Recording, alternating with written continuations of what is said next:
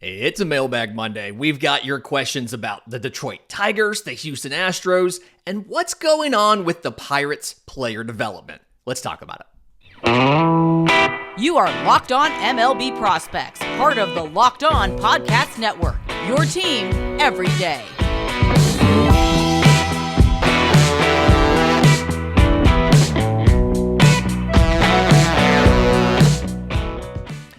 Yes, welcome on in to Locked On MLB Prospects, your home for all things minor league baseball. I'm your host, Lindsey Crosby, award-winning baseball writer and podcaster. Thank you for making this your first listen every single day. We're proudly part of the Locked On Podcast Network, where it's your team every day. And today's episode is made possible by our friends at FanDuel. Make every moment more. Visit FanDuel.com/lockedon to get started today.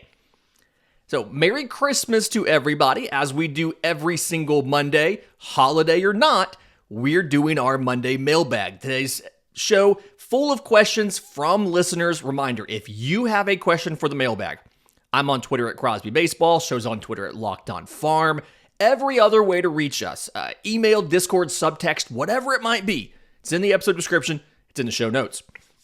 So, opening up, couple questions about the Detroit Tigers. And I think one of the biggest ones that came up from this whole thing is about 2024 and where does Colt Keith and Parker Meadows fit into this roster? And specifically for Colt Keith, the question is, does he play second base or third base? You're in this really weird scenario where Colt Keith doesn't really have the arm to play third, but he doesn't really have the range or the hands to play second. And so where do you put Colt Keith? And I think this is a side effect of the Tigers having some poor hitting development over the last couple years. And they were in a scenario where you have to take guys that are going to be offensive first players, right? But it's good. It's good that you've loaded up on bats and you're trying to find positions for them. I'd rather you load up on bats and have to find defensive positions than to load up on gloves and not be able to make it happen at the plate. But when you're looking at Colt Keith, I think a few things that go into this is, one, where do you think he hurts you least? And two, where do you think Jace Young ends up playing? Because initially it was Colt Keith third base and then second base you were looking at. Jace Young has been playing primarily second, but when he went to the Arizona Fall League, he tried third base for just about the entire time. And so, one, Jace Young isn't that far behind Colt Keith. While I think that you're going to see Colt Keith get 300 at-bats in Detroit this year, Jace Young may not get that many, but I think there is a very real possibility. The fact that he made it to Double-A by the end of July in his first year in professional baseball tells me that he could, if everything goes right, he could end up in the major leagues sometime later in the year in 2024. And I think that Jace Young would be better at third base than Colt Keith would. The arms are roughly equivalent, but Colt, as far as arm strength is concerned, right? They're both average arms at best. But Colt Keith is a little bit slower as far as his release and his actions on throwing. And then the range isn't necessarily amazing. I'd rather put him at second, knowing that Young at third would be better, knowing that they would both be fine at second base. And so Colt Keith, it's not going to be the best range in the world. Mike, you have to just understand that. You're going to be giving up some defensive range by putting Colt Keith at second. But it feels like he's going to do better. He can turn the double play pretty well. If he can get to the ball, he's going to make the play. And again, yes, the range does hurt you at second.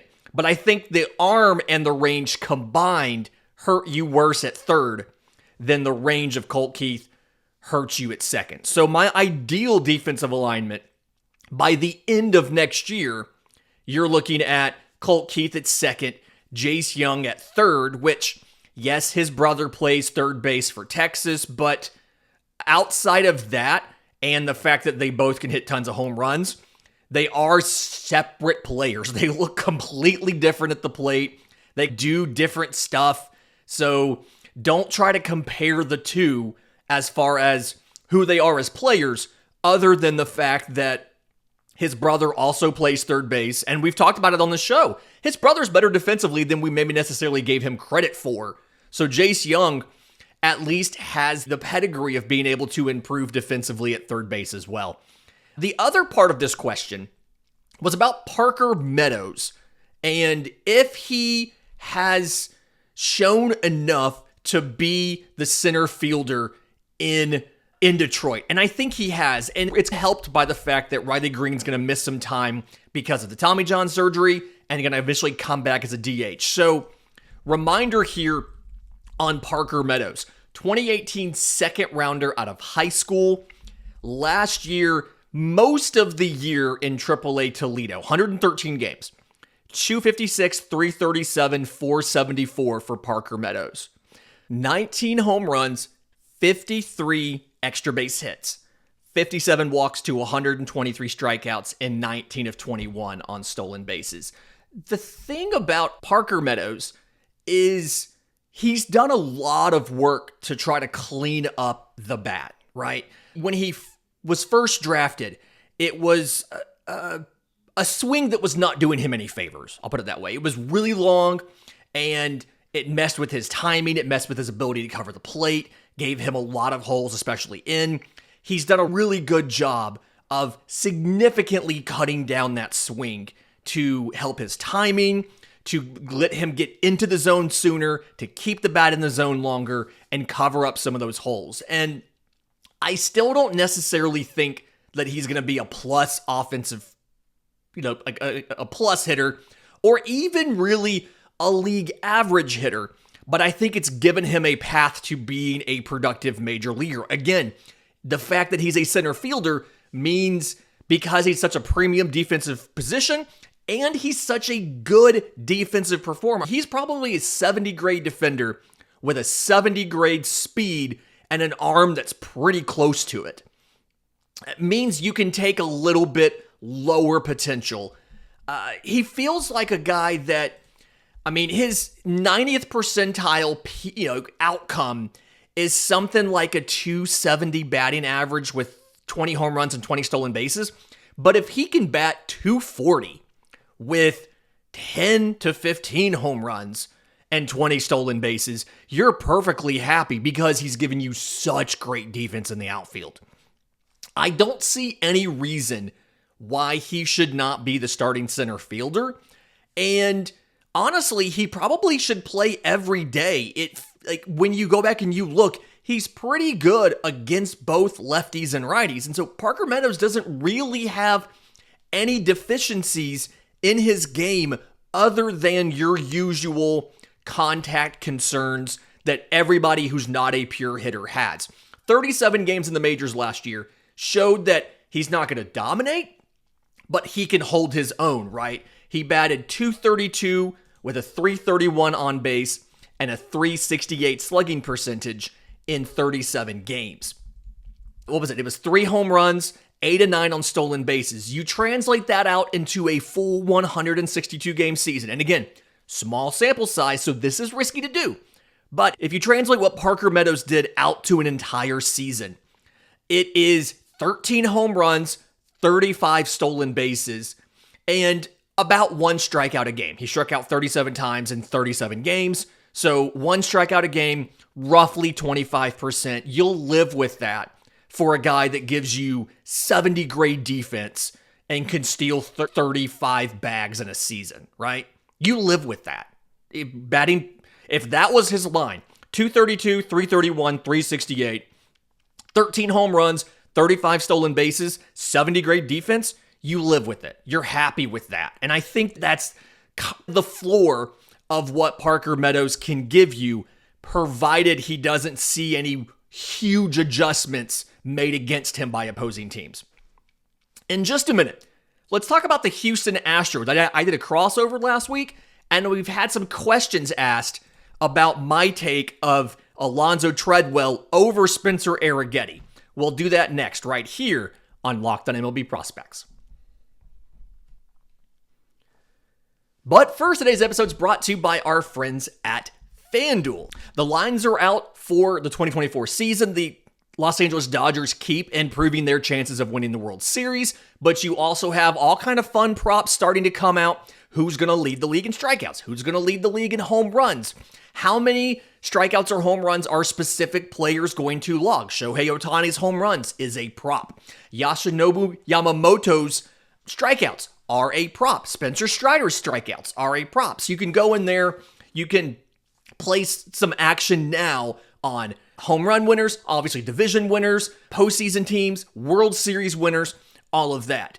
And if you want some bonus bets, you can get $150 in bonus bets with any winning $5 money line bet. So it's $150, and all you have to do is pick an NFL team to win a game. So if you've been thinking about joining FanDuel, no better time to get in on the action. Visit FanDuel.com/lockedon to get going with FanDuel, the official sportsbook of the Locked On Podcast Network.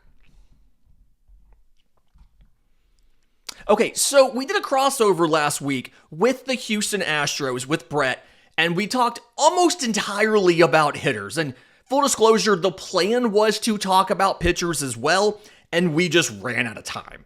We just went so deep on hitters and different guys we liked and stuff like that we just never got to the pitchers. So I'm going to go back after we drop their 2024 farm system previews, which those start in January.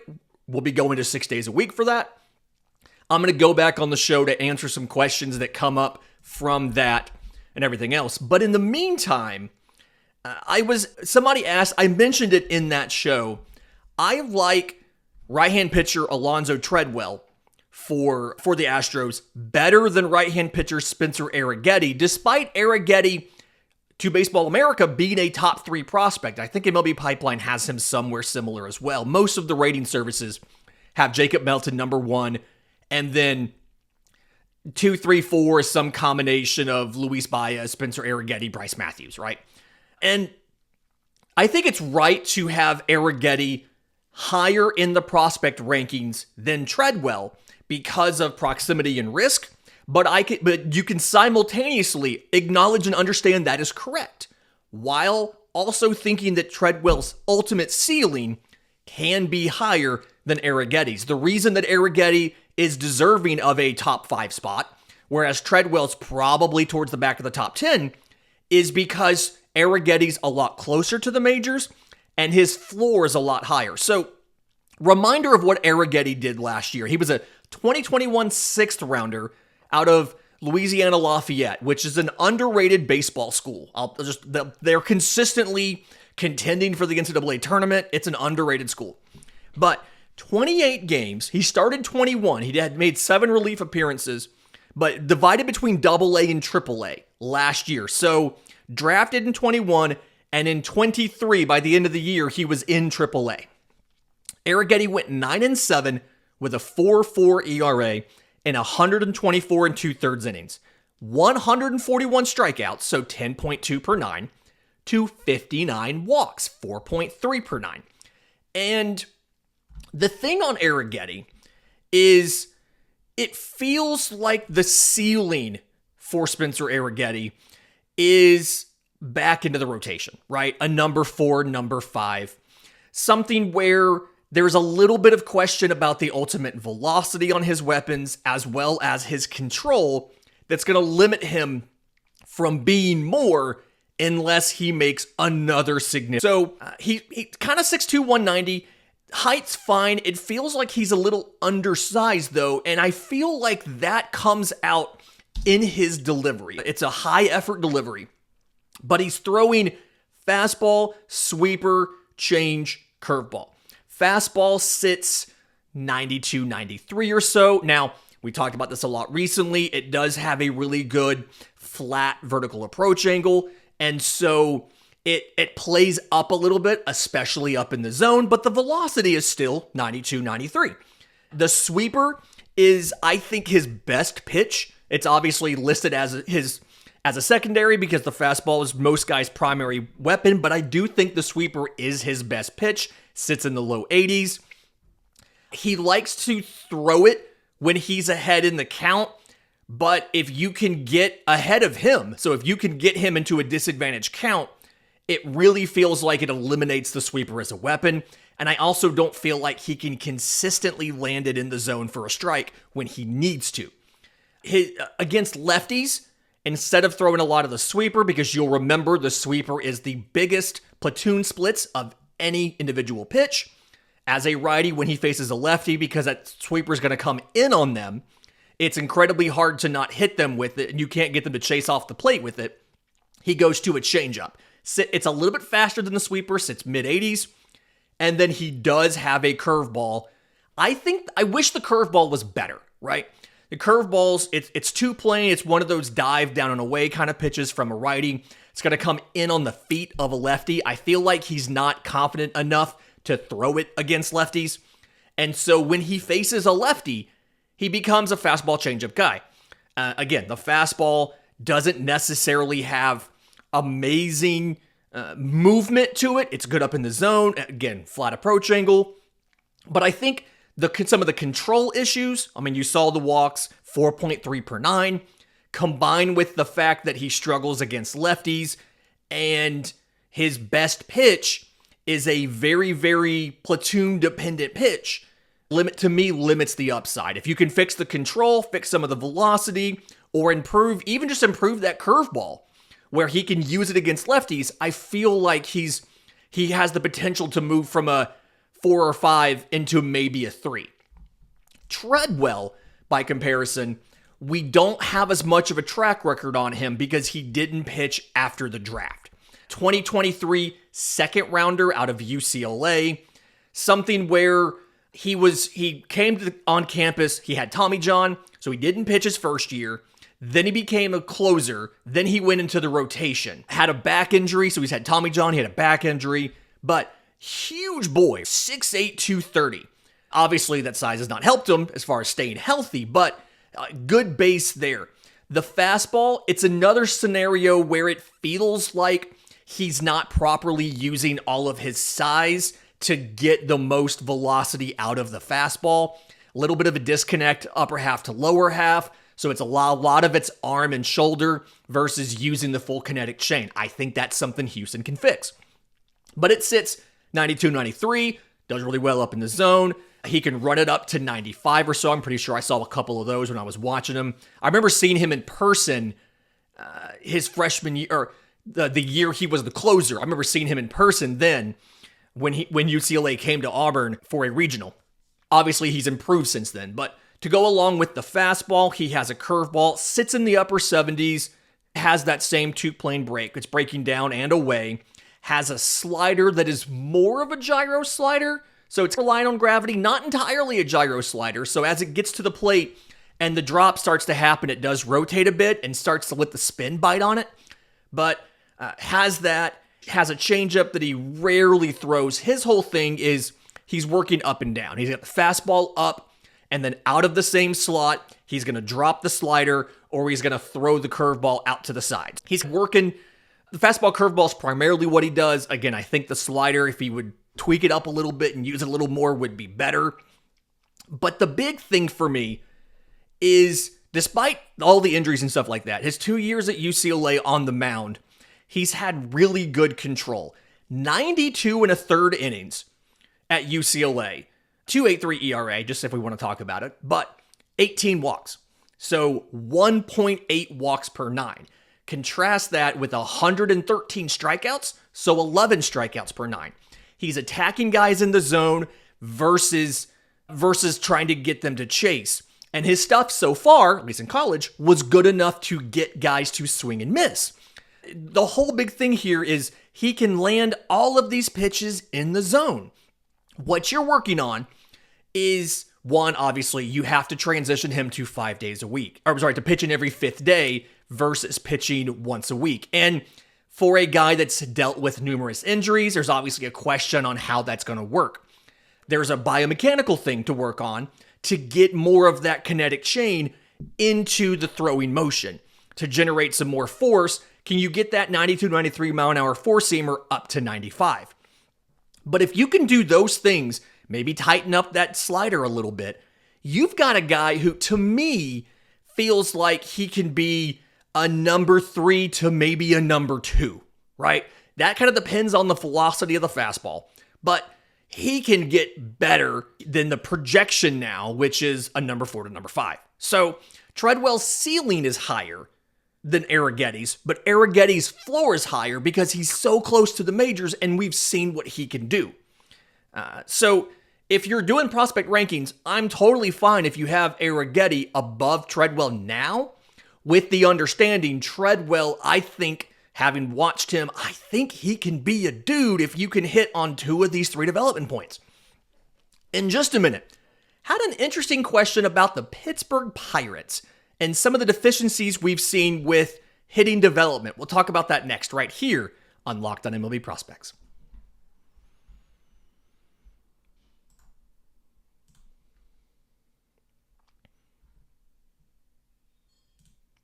Final segment of the Monday show of Locked on MLB Prospects. Again, Merry Christmas to you if you're watching today on the holiday. If you weren't, I hope you had a great holiday. Reminder, if you have questions for this show, I'm on Twitter at Crosby Baseball. Show's on Twitter at Locked on Farm. We have everything else, email, subtext, Discord, all of that stuff in the episode description, in the show notes. Had a really interesting question. Somebody was listening to the podcast about second baseman. I talked about Termarr Johnson, and I didn't talk about Nick Gonzalez.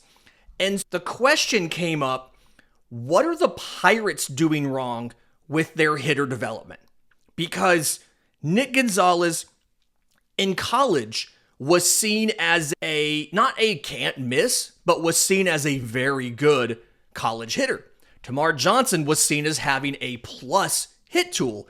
And now that we get to where we are on the calendar and where these guys are in their development, there's questions for both of them about what is the hit ceiling here. And not going to go too deep into Termarr. Again, it was the second base episode, the second baseman winter rankings that we did back in the feed a little bit ago. But his scenario is more of, because of physical development and approach and things like that, he has to figure out what he wants to do. Nick Gonzalez is a little bit of a better conversation about where Pittsburgh went wrong in their initial handling of him and his development. So 2020, number 7 overall pick, right? Now, he's had some injuries. He lost time in 2021. He broke a finger. He missed time in 2022. He had a torn ligament in his heel. Not the Achilles, like the plantar fascia or wherever that is, arch of the foot, heel, whatever. It's in the foot, and it sounds like it wouldn't feel great. But in 2023, he played 134 games, and 99 of those were in AAA, and 35 were in the majors. In AAA for Nick Gonzalez in 2023, 281, 379, 507, 14 home runs, 49 extra base hits in 99 games, 53 walks to 118 strikeouts. So he's striking out more than once a game. Gets to the majors for 35 games in 2023, and Nick Gonzalez goes 209, 268, 348. 2 home runs, 11 extra base hits, 6 walks to 36 strikeouts, and to make it worse, 0 for 1 on stolen bases. Gets picked off the only time, or gets thrown out the only time he tries. And so the question here is, where did they go wrong with a guy who had a college batting average of 399 over 128 games? Where did they go wrong with Nick Gonzalez? And I think if you go back and you look at the way they handled him, so drafted in 2020, obviously no season. He can't play until 2021. I think they were way too conservative with his initial assignment. We've talked on this show before about the goal should be to aggressively promote guys until they're legitimately challenged. And he spent the entire 2021 season in high A. He's 22 years old in high A, 80 games. Again, there was some injury, so But 80 games, he bats .303, .385, .565. 18 home runs, 45 extra base hits, 40 walks to 101 strikeouts, and then 7 to 9 on stolen bases. Taking a guy who was so advanced in college and putting him in high A, where he's technically younger than the average age of the level, to me felt like it was way too conservative. He goes to the Arizona Fall League to make up some time because of the injury. He gets 19 games there. But in 22, spends most of it in Double A, and that's where he got challenged for the first time. And like, young players need to be challenged, and high A was not that challenge for him, right? It was not a challenge for him. The issue when you watch what he did was his swing and miss was on chase pitches. And the issue for Nick Gonzalez versus a lot of other major leaguers, and this is going to be the major league numbers here. 35 game sample. I know it's like 128 at bats, but just stick with me here. His contact rate on pitches outside of the zone was 41.4%. Okay. League average at that was 62.3%. To me, the issue for Nick Gonzalez is the swing decisions, for the most part, were good, right? He was swinging like a below average rate when he was going outside the zone, but when he was swinging outside the zone, he wasn't making contact, right? And so it doesn't matter how hesitant you are to swing on pitches outside the zone if you never hit them, right? I would rather him have swung an above average amount but made contact versus swinging a below average amount and missing. And to me, some of this comes from he spent too long not being challenged by, one, pitchers who could effectively throw on the outer edge of the plate and make him make those decisions on, is this a strike or ball and do I need to swing? And two, facing pitchers that didn't have good enough stuff to execute the game plan, make him swing and have him be unable to miss it. When he went back to AAA, he's 2 months in AAA. A lot of it was trying to get better on extension to hit those pitches on the outside of the plate. Now, when he came back, it was only I think it was 4 games, incredibly small sample. But his contact rate on pitches outside the zone was like 66%. Okay. The major league coaches were able to analyze what happened and give him a plan to fix it in the minors. I think the overall issue was he didn't get properly challenged until his second and third year when some of those habits were more ingrained.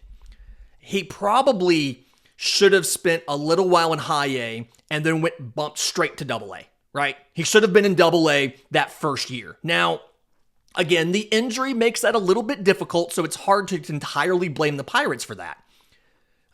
But I think you can see they drafted Paul Skeens. I think you can see that they understood they understood the flaws here, right? Paul Skeens made it to Altoona, to Double A Altoona, to the curve rather quickly because they understood we need to aggressively promote our prospects to get them to where they are challenged. And Paul Skeens was absolutely mowing everybody down in every single start until he got to his first start in Double A Altoona. Some of this was also a different baseball, but his first start in Double A Altoona, 2/3 of an inning, 3 hits, 4 runs, 2 walks, 2 strikeouts. I mean, he throws 33 pitches and doesn't get out of the first, right? He got the challenge. He learned some lessons. He came back 5 or 6 days later, pitched 2 scoreless innings against Erie with 1 hit, no walks, and 3 strikeouts. He ended the season on a high note, but they got him challenged immediately.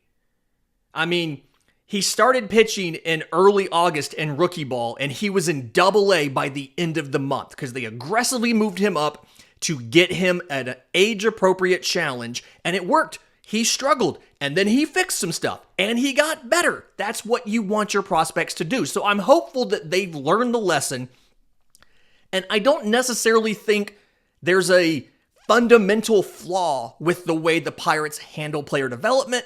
I think his specific situation, Nick Gonzalez's specific situation, a combination of philosophy, the injury, things like that, was probably mishandled just a little bit. Okay. Hope you're having a great Christmas. If you're watching this on the day of, we love to hear that. Again, Merry Christmas to you. We've got a full week of shows coming up. You're not going to miss anything. If you have questions for a Monday mailbag, segment ideas, anything like that, I'm on Twitter at Crosby Baseball. Show's on Twitter at Locked On Farm. Every other way to reach us, in the episode description, in the show notes, we have a link tree down there, as well as a link to our podcast survey. I want to hear from you. Until tomorrow's show, remember, it's always a great time to pay a minor